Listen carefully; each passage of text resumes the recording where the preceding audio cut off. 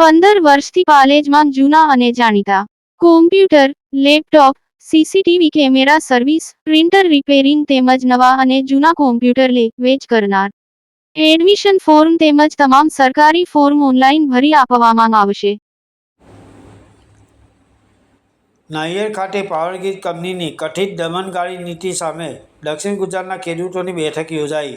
ખેતરોમાં ઊભા થતા હાઈટેન્શન ટાવરો સામે ખેડૂતો આક્રમક મિજાજમાં જોવા મળ્યા. આમોદ તાલુકાના નાળિયેર ગામ સ્થિત હતીલા હનુમાનજી મંદિર ખાતે પાવરગ્રીડ કંપનીના પ્રોજેક્ટથી અસરગ્રસ્ત દક્ષિણ ગુજરાતના ખેડૂતોની બેઠક યોજાઈ હતી. આયોજિત બેઠકમાં સુરત જિલ્લા ખેડૂત સમાજના પ્રમુખ પરિમલ પટેલ તથા દક્ષિણ ગુજરાત ખેડૂત સમાજના પ્રમુખ રમેશ પટેલે ઉપસ્થિત રહી ખેડૂતોને માર્ગદર્શન આપ્યું હતું.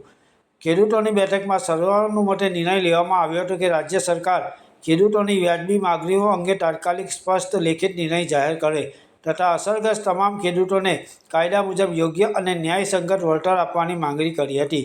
ખેડૂતોએ એક સુરે જણાવ્યું હતું કે હવે માત્ર મૌખિક આશ્વાસનો ખેડૂતોને સ્વીકાર્ય નથી. ખેડૂત આગેવાનોએ ચેતવણી આપતા જણાવ્યું હતું કે જો સરકાર દ્વારા તાત્કાલિક હકારાત્મક અને લેખિત નિર્ણય લેવામાં નહીં આવે તો સમગ્ર દક્ષિણ ગુજરાતના ખેડૂતો ઉગ્ર અને વ્યાપક લોકશાહી આંદોલનનો માર્ગ અપનાવશે તેમજ જ્યાં સુધી ખેડૂતોને ન્યાય અને યોગ્ય વળતર નહીં મળે ત્યાં સુધી ખેડૂતોનું આંદોલન કોઈપણ સંજોગોમાં બંધ કરવામાં આવશે નહીં.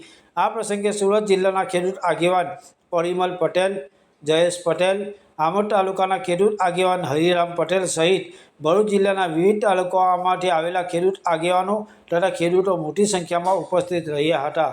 પાલેજ ટાઈમ્સ, ભરૂચ.